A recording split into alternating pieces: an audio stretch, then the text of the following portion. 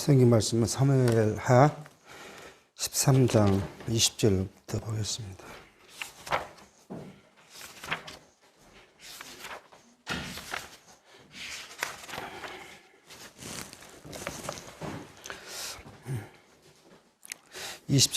그 오라비 압살롬이 저에게 이르되 내 오라비 암놈이 너와 함께 있었나? 그러나 저는 내 오라비니 누이야 시방은 잠잠히 하고 있고 이것으로 인하여 근심하지 말라. 이에 다말이 그 오라비 압살롬의 집에 있어 처량하게 지내니라. 다윗 왕이 이 모든 일을 듣고 심히 노하니라. 압살롬이 그 누이 다말을 암놈이 욕되게 하였으므로 저를 미워하여 시비간에 말하지 아니하니라.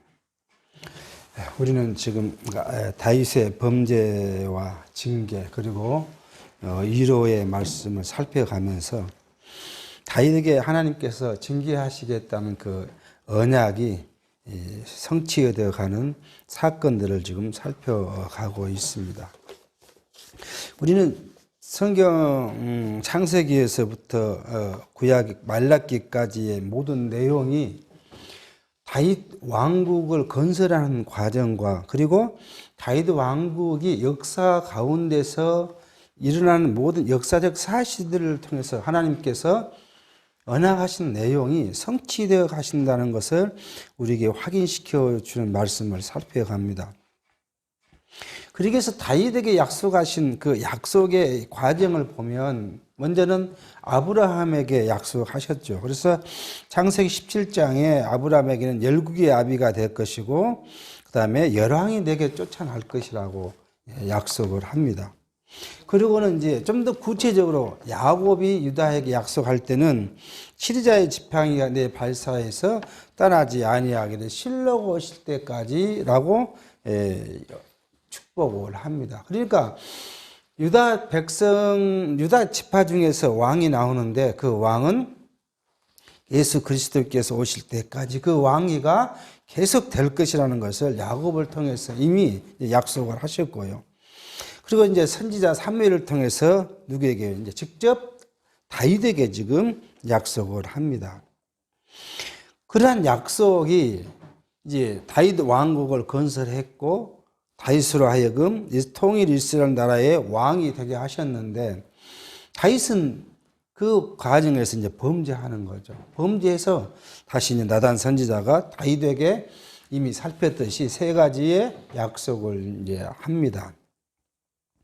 내가 너의 그 신하 우리아를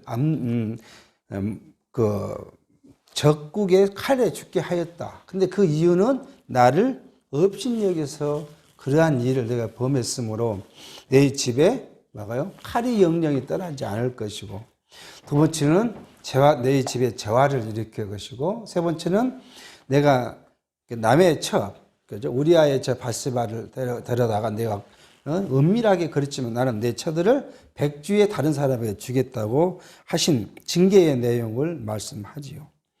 그리고는 그 징계에 따라서 첫 번째 징계에 따라서 지금 다윗의 가정에 일들이 이제 벌어지는데 그 첫 번째 이 칼이 떠나지 아니하도록 하기 위한 첫 번째 사건이 바로 장남 암놈이 누이를 갖다가 연애해서 범하는 일이 지난 시간에 살폈습니다.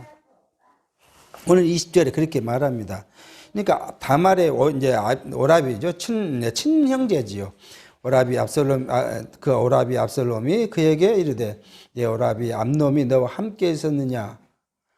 그렇게 묻죠. 그러니까 그게 그런 일이 사실이라고 묻고 지금 이제 좀 잠잠히 있어라. 시방은 지금 떠들지 말고 가만히 있으라고 이야기를 합니다. 이러한 사건을 다윗이 듣고는 노했다. 그렇게 말합니다.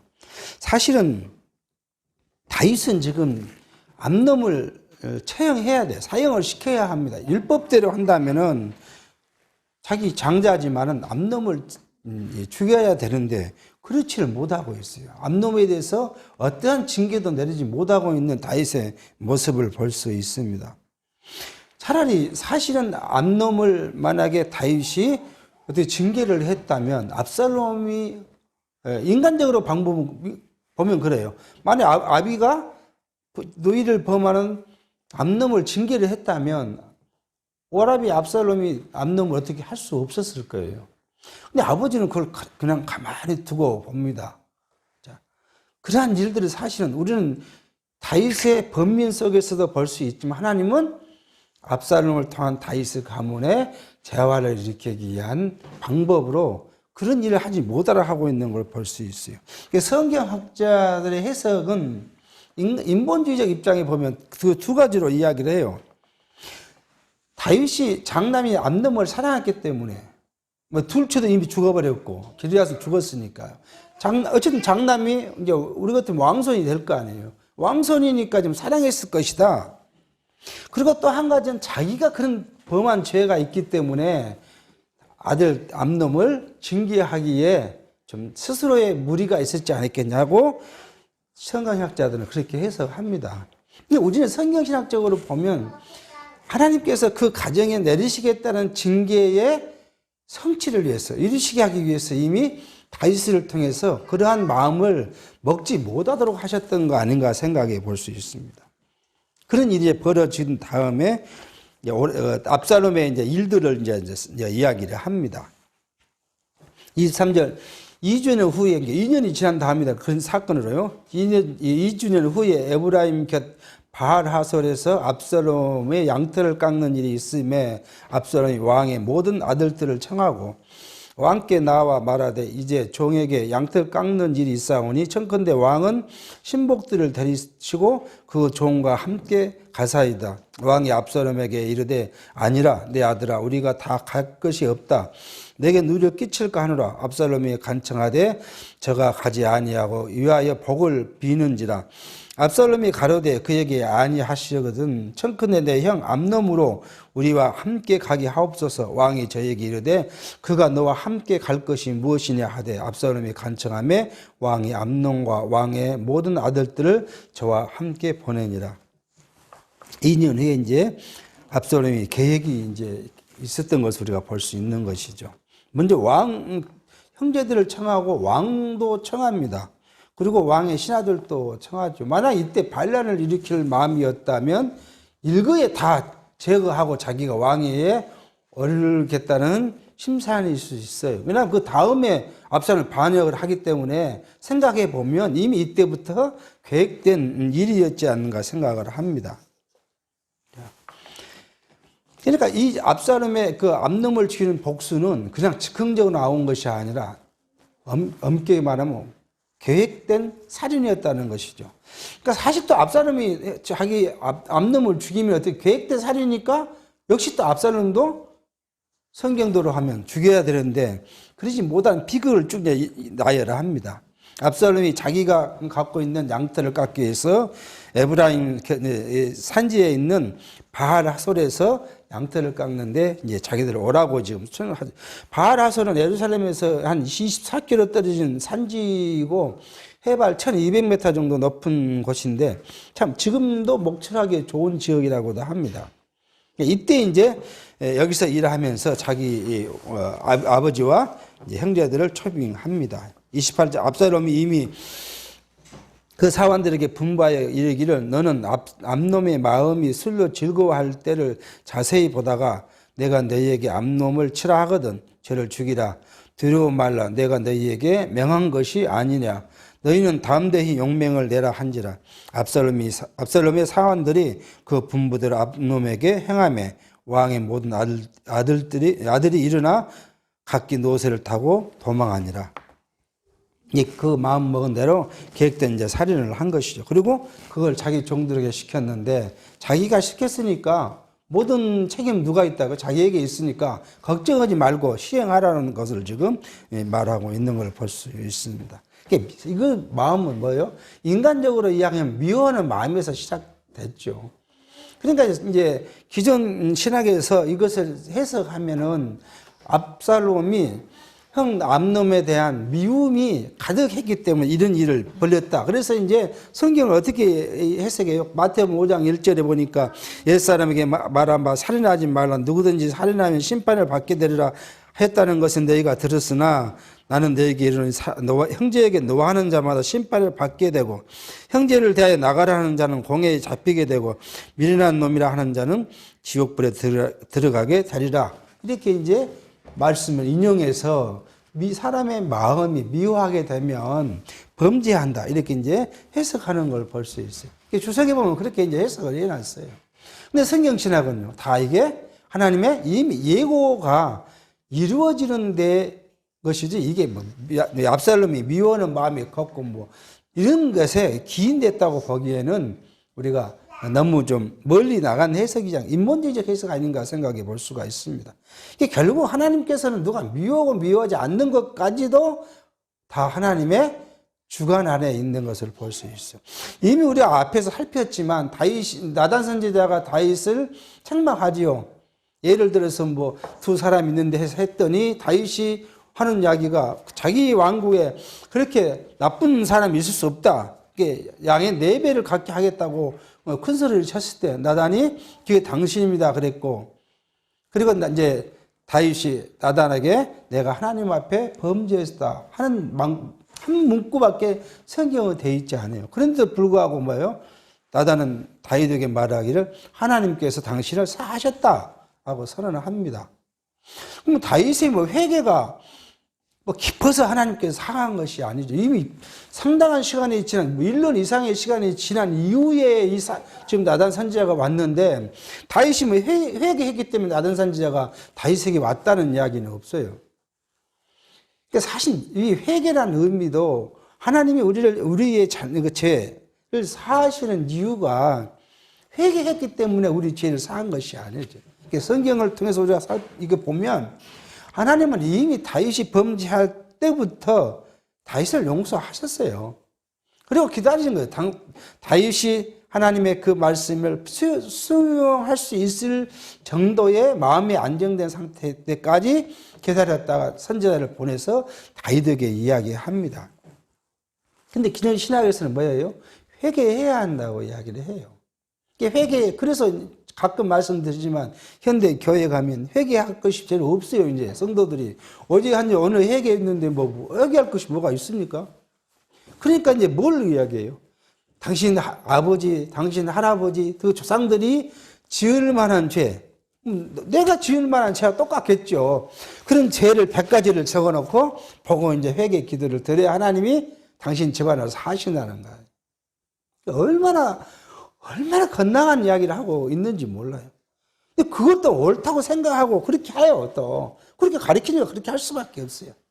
성경과는 아무 관계없는 인간의 방법, 인간의 기준을 따라서 하나님의 말씀을 해석하고 적용시키려고 하는 모습을 볼 수가 있어요. 하나님께서는 우리의 죄가, 우리의 죄의 실수를 하나님께서 계획하신 것이고, 그 실수가 있음에도 불구하고 우리는 누구이기 때문에 자기의 택한 백성이고 자기의 양자의 영을 준 아들이기 때문에 이미 다 사하셨어요. 우리가 뭐 회개하든 하지 않든 다 사하셨다고 성경 우리에게 말씀하고 계신 걸 볼 수 있어요.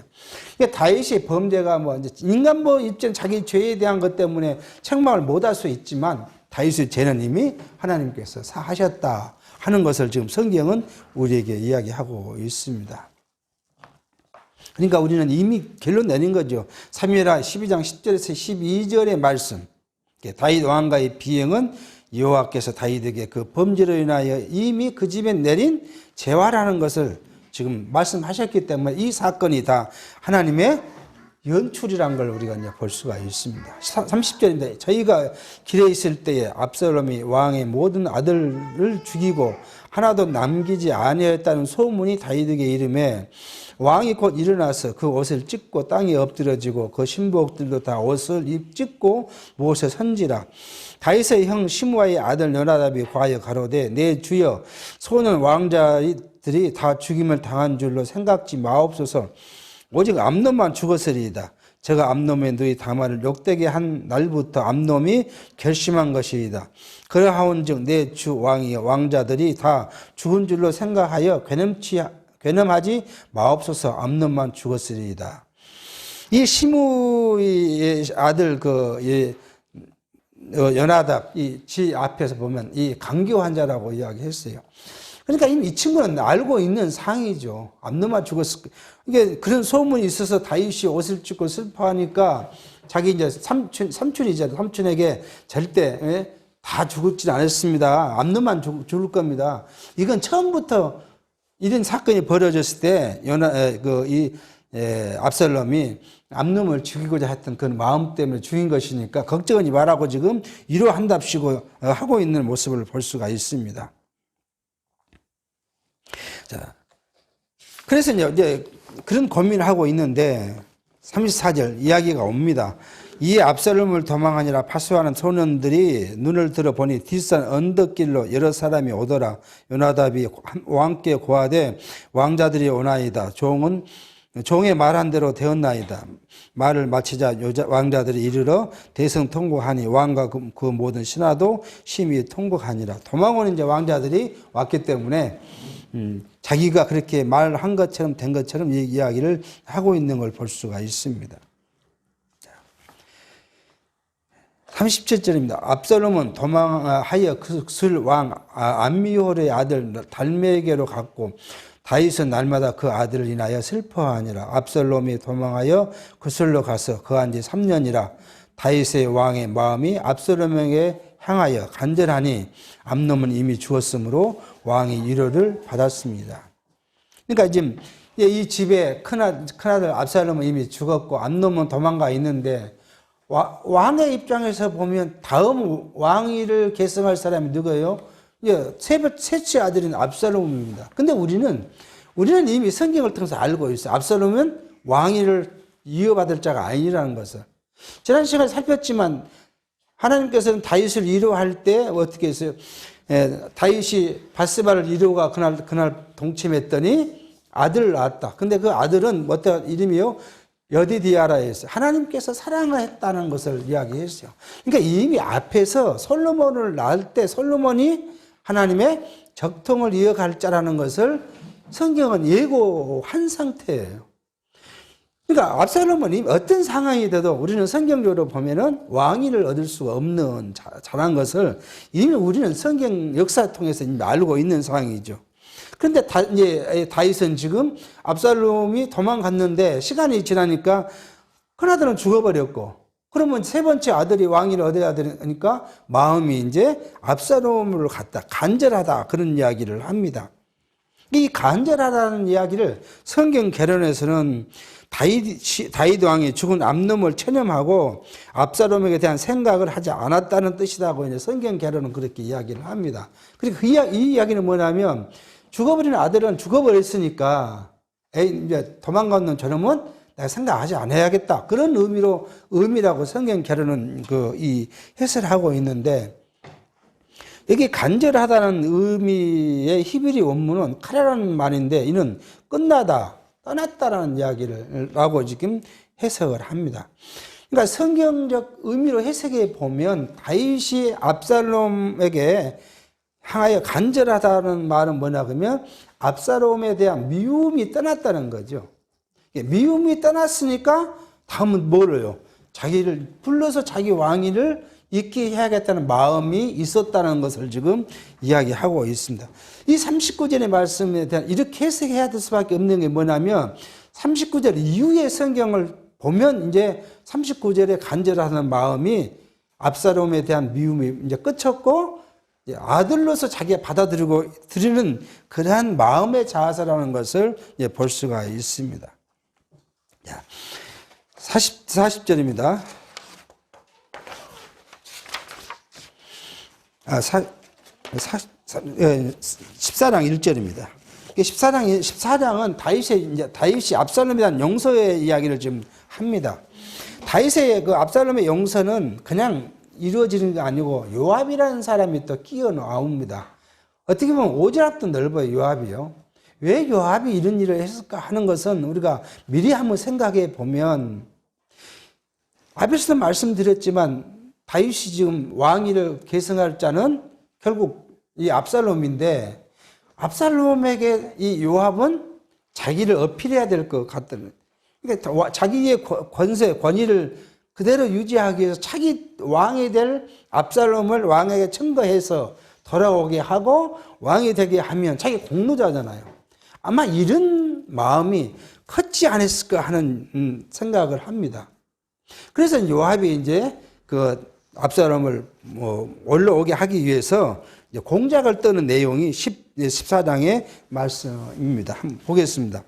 스라의 아들 요압이 왕의 마음이 압살롬에 향한 줄 알고 두고아에 보내어 거기서 슬기 있는 여인 하나를 데려다가 이르되 청컨대 너는 상조된 것처럼 상복을 입고 기름을 바르지 말고 죽은 사람을 위하여 오래 수표하는 여인같이 하고 왕께 들어가서 여차여차히 말하라 라고 할 말을 그 입에 넣어주니라. 1절에 스루야의 아들 요압이 왕의 마음이 압살롬에 향한 줄 알고 이것을 보면 13장 39절의 말씀을 해석할 때 압살롬을 이렇게 잊어버렸다고 생각하는 성경 강론의 해석은 조금 좀 잘못 미스된 거지 않은가 생각을 할 수 있습니다. 그러니까 이미 다윗이 이제 압살롬을 향한 마음을 가졌다는 것은 용서하고 자기 궁으로 해서 차기 왕위를 이어받을 자로 생각했다는 그런 마음, 이제 요압의 생각인 것이죠.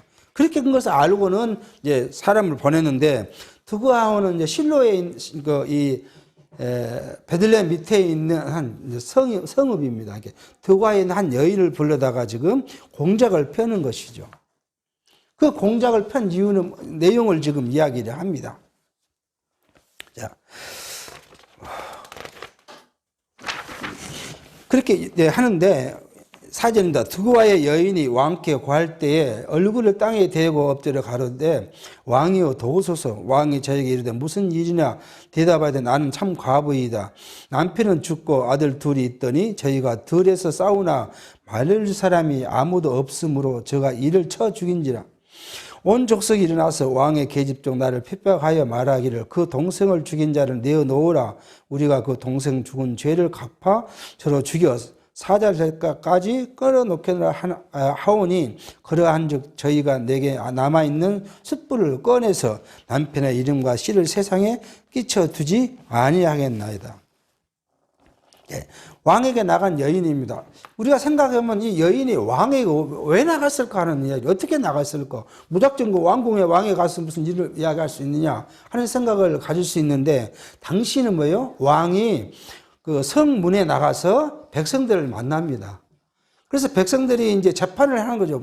어떤 일을 가지고 와서 왕에게 이런 일이 있습니다 하고서 재판했을 때 재판을 하기도 하고 백성들의 이야기를 듣기도 하는 것이 이제 왕의 임무 중에 하나니까, 아마도 그렇게 해서 성문에 있을 때 이제 이 여인이 왕에게 나왔지 않는가 생각을 합니다. 그 이야기는 자기는 가부인데, 참 가부라는, 오래된 이제 가부라는 거죠. 참 가부인데 자기 집에 아들이 둘이 있는데 들에서 일하다가 싸웠는데 말려줄 사람이 없으니까 형이 동생을 때려 죽였다. 그런데 자기 그 가문 사람들이 때려 죽인 형을 내놔라. 우리가 동생을 죽인 그 피해 보수를 하겠다. 그 피해 보수는 죽인 거잖아요. 그러니까 그 이야기를 그렇게 한 거예요. 우리 집에 이제 숯불이 하나 있는데, 그 자기 남편으로부터 난 씨, 숯불이 있는데 그것마저 내와서 꺼트려 보려고 한다. 지금 그 이야기를 하고 있습니다. 자, 이거 거짓말이잖아요. 이건 지금 요압이 만든 거짓말입니다. 지금 다윗은 꼼짝없이 지금 그 말을 지금 믿고 지금 이야기를 듣고 있습니다. 자, 이게 그 구절구절의 해석을 하려면 한참 기니까 첫째 내용을 좀 우리가 살펴가도록 하겠습니다. 8절에 왕이 여인에게 이르되 내 집으로 가라. 내가 너를 위하여 명령을 내리리라. 드고와 여인이 왕께 고하되 내 주 왕이여, 그 죄는 나와 내 아비의 집으로 돌릴 것이니 왕과 왕의는 허물이 없으리라. 왕이 가로되 누군지 내게 말하는 자를 내게로 데려오라. 저가 다시는 너를 건드리지 못하리라. 여인이 가로되 청컨대 왕은 왕의 하나님 여호와를 생각하사 원수 갚는 자로 더 죽이지 못하게 하옵소서. 내 아들을 죽일까 두려워하나이다. 왕이 가로되 여호와의 사심을 가리켜 맹세하노니 내 아들의 머리카락 하나라도 땅에 떨어지지 아니하리라. 우리는 뭐, 이 말씀을 읽으면 다 그 내용을 이제 알고 있는 왕이 이제 자기를 그걸 보호해 주겠다고 했고, 편안히 가라고 이야기를 하고 있습니다. 근데 이 성경시도 이 주석가들은 다윗이 왜 여기 살인자를 그대로 놔뒀냐 하는 것이죠. 사실은 이 성경에 보면 사무엘하 이 12장, 13장, 14장 이 내용은 하나님께서 만드신 도피성이라는 것을 만들었어요. 그것과 정반대 이야기를 합니다. 압살롬이 어떻게 했어요? 살인을 했으면 어디로 가야 됩니까? 도피성으로 도망가야 돼요. 그래서 도피성에 갔는데 이제 재판을 받아야 되잖아요. 고의살인. 고의로 살인하면 그건 당연히 벌을 받아야 되고, 고의가 아니고 실수로 죽였으면 그를 그대로 도피성에 두었다가 재판을 받고 풀려나거나 아니면 그 도피성의 제사장이 죽을 때까지 오랜 기간 거기에 있다가 제사장이 죽으면 그 죄가 사해져서 자기 고향으로 돌아가게 해야 돼요. 근데 벌써 압살롬은 어디로 가지 않았어요?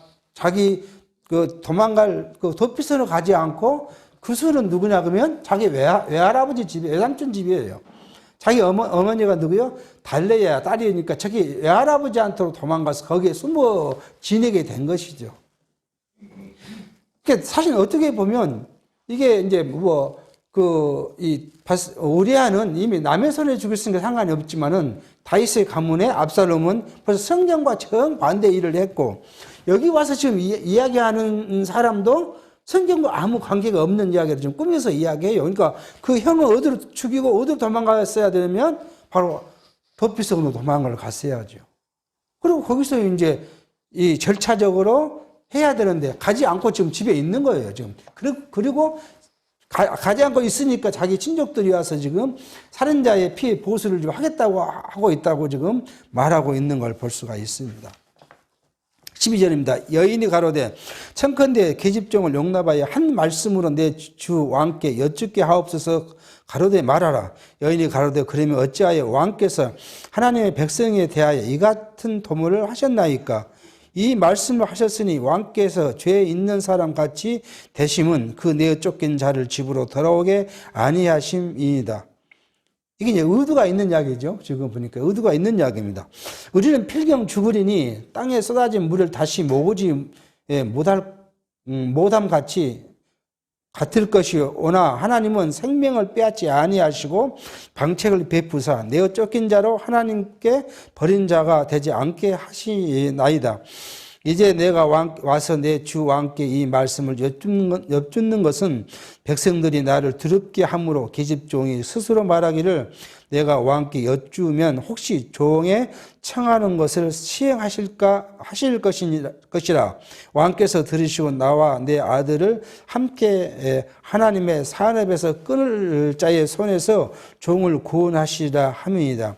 계집종이 또 스스로 말하기를 내 주 왕의 말씀이 나의 위로가 되기를 원한다 하셨사오니 이는 내 주 왕께서 하나님의 사자같이 선과 악을 분간하심이다. 원컨대 하나님 왕의 하나님 여호와께서 왕과 같이 계시옵소서. 이게 모든 걸 사하고 지켜주겠다고 했음에도 불구하고 돌아가지 하고 이제 원래 이제 누구예요? 요압이 하던 의도의 이야기를 지금 늘어놓고 있습니다. 야, 그러니까 이제 이 18절에 그 내용은 지금 굳이 구절절이 설명하는 것보다도요, 전체 내용을 가겠어요. 18절, 왕이 그 여인에게 대답하여 가로되 내가 내게 묻는 것을 숨기지 말라. 여인이 가로되 내 주 왕은 말씀하옵소서. 왕이 가로되 이 모든 일이 요압이 너와 함께 하였느냐? 여인이 대답하여 가로되 내 주 왕의 사심을 가리켜 명세하옵나니 물은 내 주 왕의 말씀을 좌우로나 우로나 옮길 자가 없으리이다.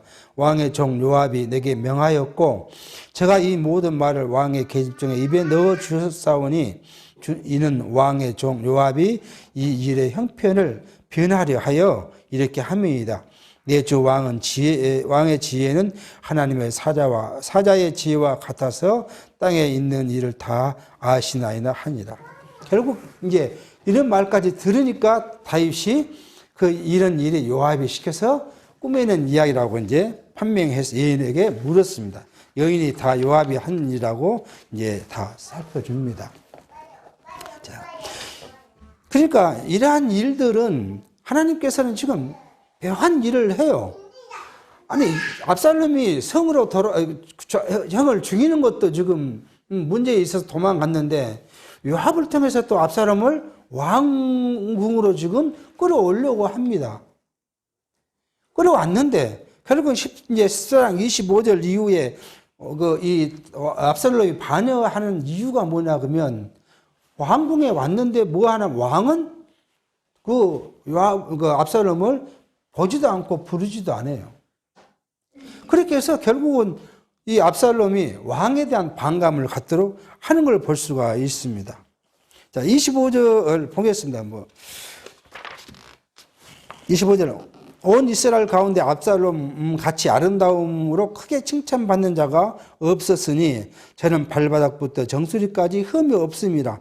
그 머리털이 무거움으로 연말마다 깎았으며 그 머리털을 깎을 때에 달아본 적 왕의 저울로 200세겔이었더라. 압살롬이 아들 셋과 딸 하나를 낳았는데 딸의 이름은 다말이라. 얼굴이 아름다운지라. 야. 그 압살롬이 이제 매년 머리가 그렇게 머리 풍성한 것이 우리도 지금 참 복중의 하나죠. 특히 이제 나이가 먹으면 머리털이 빠지고 그러면 머리가 있는 것이 우리 제 친구들 보면 아직도 머리가 막 풍성한 친구들이 있어요. 그럼 전 부러워요. 이 압살롬이 그랬다는 거예요. 얼굴도 이 아름다울 뿐만 아니라 신체적으로 어디 하나 흠잡을 데 없는 그런 사람이었다. 이런 말을 합니다. 그러면서 백성들은 어찌다고요? 압살롬을 굉장히 칭찬했다고 이야기를 해요. 의도 있는 지금 서두의 말씀을 보고 있어요. 자, 그런 압살롬이 이제 어떤 일을 하는가 하는 일은 그 이제 28절부터 보겠습니다. 압살롬이 이태 동안을 예루살렘에 있으되 왕의 얼굴을 보지 못하였으므로 요압을 왕께 보내려 하여 사람을 보내어 부르되 오지 아니하고 또 다시 보내도 오지 아니하는지라. 압살롬이 그 종에게 이르되 보라 요압의 밭이 내 밭 근처에 있고 거기 보리가 있으니 가서 불을 놓으라. 압살롬의 종들이 그 밭에 불을 놓았더니 요압이 일어나 압살롬의 집으로 와서 압살롬에게 이르되 어찌하여 내 종들이 내 밭에 불을 놓았느냐. 압살롬이 요압에게 대답하되 내가 일찍 사람을 보내어 너를 이리로 청한 것은 내가 너를 요압 왕께 보내어 고하게 하기를 어찌하여 내가 그 술에서 돌아오게 되었나이까. 이때까지 거기 있는 것이 내게 나았으리라 하려 함이로다. 이제는 내가 나로 왕의 얼굴을 보게 하라. 내가 만일 죄가 있으면 왕이 나를 죽이시키는 것이 가하니라. 요압이 종에게 왕께 나가서 그 말을 고하매 왕이 압살롬을 부르니 저가 왕께 나아가 그 앞에 얼굴을 땅에 대어 절하며 왕이 압살롬과 입을 맞추니라. 이제 왕이 압살롬을 데려다가 2년 동안 만나지 않았다. 근데 계속 이제 그래도 요압을 보내서 자기 왕을 만나고 싶은데 불러도 오지 않으니까 압살롬의 이 계획이 악하잖아요. 그 미를 그냥 불질러 놓으면 쫓아올 거 아니에요. 화가 나니까. 그렇게 해서 이제 자기의 의도를 이야기했고 요압이 가서 다윗에게 이야기했더니 불러서 이제 만났다. 지금 성경은 그렇게 이야기합니다. 압살롬의 지금 뒤에 행위를 본 것과 앞에 지금 이 행위를 보면 압살롬은 참 선한 사람이 아닌 걸로 보여져요. 상당히 교활하고 악의가 가득한 걸로 볼 수가 있습니다. 15장 2절입니다. 이후에 압살롬이 자기를 위하여 병과 말들을 준비하고 전배 50명을 세우니라. 압살롬이 일찍 일어나 성문 길 곁에 서서 어떤 사람이든지 송사가 있어 왕에게 재판을 청하러 올 때에 그 사람을 불러서서 이르되 너는 어느 성 사람이냐? 그 사람의 대답이 종은 이스라엘 아무 지파에 속한나이다 하면 압살롬이 저에게 이르기를 내 일이 옳고 바르다마는 내 송사들을 사람을 왕께서 세우지 아니하셨다 하고 또 이르기를 내가 이 땅에서 재판관이 되고 누구든지 송사나 재판할 일이 있어 내게로 오는 자에게 내가 공의 베풀기를 원하노라 하고 사람이 가까이 와서 절하려 하면 압살롬이 손을 펴서 그 사람을 붙들고 입을 맞추니 무릇 이스라엘 무리 중에 왕께 재판을 청하려 오는 자들에게 압살롬의 행함이 이 같아서 이스라엘 사람들의 마음을 도적하니라. 그러니까 이제 자기가 왕이 창탈을 하려면 백성들로부터 신임을 받고 칭찬을 받아야 되니까 왕이 해야 할 일을 자기가 앞에 서서 지금 가로막고 있는 걸 볼 수가 있습니다. 그래서 자기를 나타내 보였다. 그 자기를 나타내 보이는데 왕이 할 걸 자기가 했으니까 이스라엘 백성들이 그 압살롬을 마음이 가게 했고 성경은 그걸 뭐래요? 마음을 도둑질했다고 이야기를 합니다. 하나님께서 다윗에게 징계를 하시는 방법을 봤더니 어떻게 해요? 상상을 초월한 일들입니다. 그냥 칼 들고 전쟁하자는 것도 아니고 압살롬이 아비로부터 백성들을 떼어내기 위해서 교묘한 술법을 쓰게 하기도 하고요. 또 그것이 통하도록 해요. 지금. 그랬는데 그러면 백성들이 다윗이 아니니까 이야기하지 않으면 되는데 압살롬이 그렇게 건장하고 예쁘고 아름다운 사람이 앞에서 딱 이야기해 주니까 기분 좋아서 딱 왔는데 그것들이 다 뭐예요? 마음이 압살롬하게 하게 했다. 하나님은 그냥 어떤 일에 갑자기 하늘로부터 뚝 떨어지게 하신 일이 없어요. 다 사전에 어떤 일들을 계획하시고 계획들이 하나씩 이루어지면서 마지막에 하나님의 일들이 성취되어 간 것을 볼 수가 있습니다. 이건 오늘 우리에게도 마찬가지예요. 갑자기 우리가 뭐 하나가 갑자기 잘 되고 갑자기 안 된 것이 아니라 가만 생각해 보면 오래전부터 우리에게는 그런 징조가 그때는 몰랐죠. 그때는 모르고 있었지만 일이 다 끝나고 나서 생각해 보면 오래전부터 그것을 하나님은 섭리하셨다는 걸 볼 수가 있어요. 우리를 시험에 들게 하려고 할 때 어떻게 한다고요? 육체적으로 항상 뭔가 잘 되게 해요. 이게 우리에게는 육체의 형통이 꼭 축복이 아니라는 것만 생각해 볼 수가 있는 거 그거예요. 우리에게 하는 일마다 육체가 형통을 해요. 그러면 우리는 축복을 받았다고 생각을 합니다. 기존 교회 신학에서는 그게 가장 큰 축복이라 그래요. 종종 말씀드리지만 우리 어느 기독교 종파에서는 그거에 삼박자 축복이라고 하잖아요. 가장 큰 게 뭐예요? 우선 내가 잘 돼야 돼요. 내가 잘 된다는 육체적으로 형통한 거예요. 그 다음에 자녀가 잘 돼야 돼요. 그것도 육체적으로 형통한 거예요. 그 다음에 내가 건강해야 돼요. 이것도 육체적 형통이에요. 이것이 하나님의 받는 세 가지 복이다. 이것을 복을 못 받으면 어쩌다고요? 구원받은 백성이라 볼 수 없다. 그렇게까지 막 나간 분도 있어요. 자, 우리에게 한번 생각해 봅시다. 우리에게 돈이 수십억이 갑자기 잘 돼서 뭘 했는데 잘 됐어요. 그럼 돈을 써야 될 거 아니에요. 돈을 수십억을 놔도 안 쓴 사람이 어디 있어요? 쓰지요. 저희 좀 먼 집에 삼촌 된 사람이 돈이 좀 많이 써요. 근데 그분은 원래 깍쟁이에서 그런가 몰라도 까만 고무신 신고 자전거 타고 다니는 사람이에요. 근데 그런 양반이 언제 돈 쓰냐 보니까 폐가 안 좋아서 서울대 병원에 진료 받으러 다닐 때 그때 이제 구두도 신고 그리고 이제 돈 쓰더라고요. 그 전에는 얼마나 깡증인지 몰라요. 우리에게 저에게 만약에 수십억 있어갖고 돈 쓸 것이 없으면 뭐 하겠어요? 첫 번째 아마 내가 할 수 있는 것이 남자들은 가장 좋아하는 거 뭐예요? 차를 아마 몇 억짜리 차를 하나 사가지고 딱 했을 거예요. 집도 질 것이고요. 집에 아름다운 가구도 다 집어넣을 거고요. 여자들은 또 뭐예요? 그런 걸 꾸미는 걸 좋아하는 사람은 그거에 올인하지 않겠어요? 그리고 뭐 하겠습니까, 이제?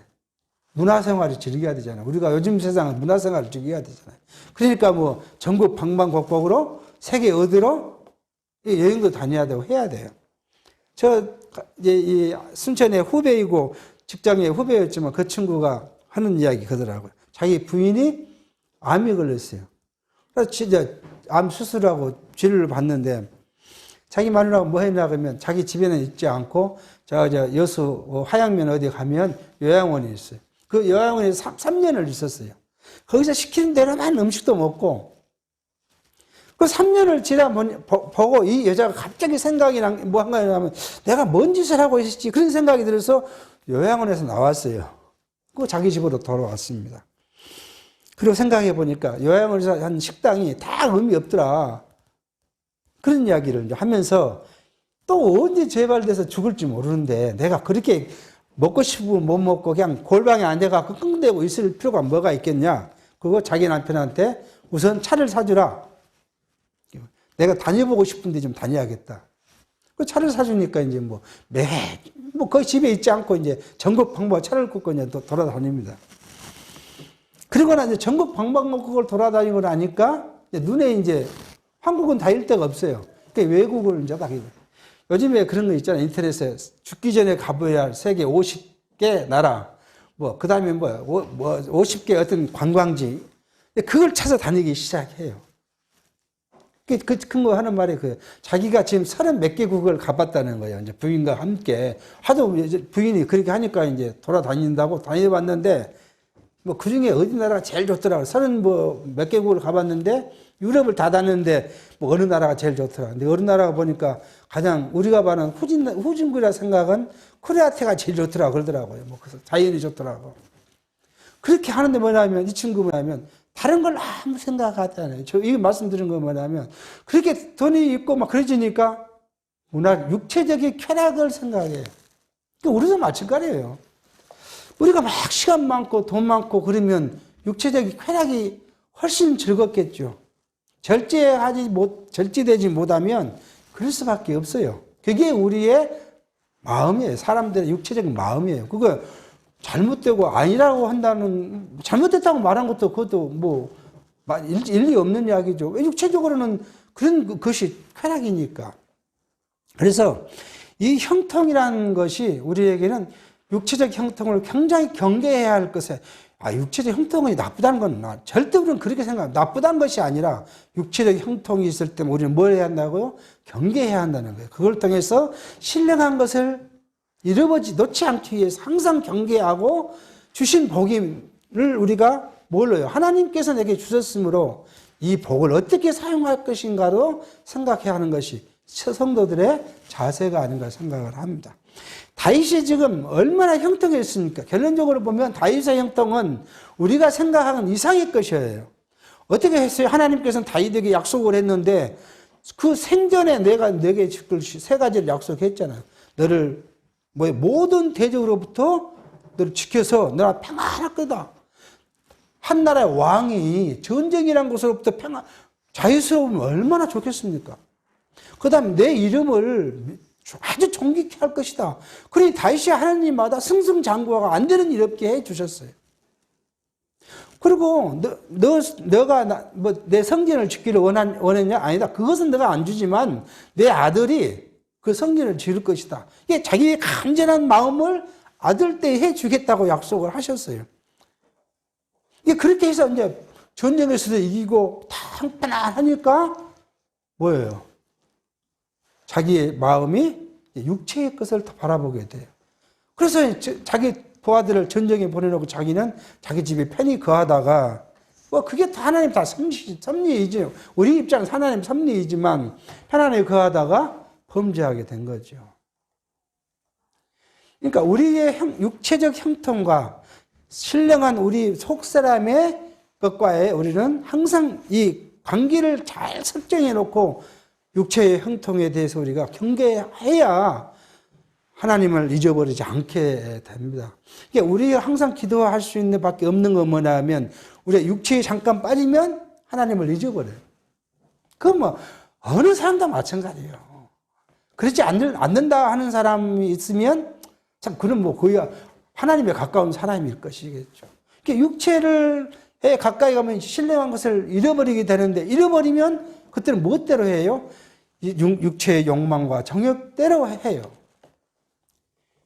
말도 그렇게 하고요. 생각도 그렇게 하고요. 행동도 그렇게 하게 할 수 없어요. 근데 우리는 그나마 우리 속사람이 우리를 붙잡고 있기 때문에 그렇게 육체로 갔다가도 어느 순간은 뭐예요? 내가 하나님을 잊어버려 육체의 것에 함몰됐구나를 우리가 인식하게 돼서 돌이켜 주게 하기 때문에 그나마 감사하죠. 그럴 때마다 우리의 심령은 뭐예요?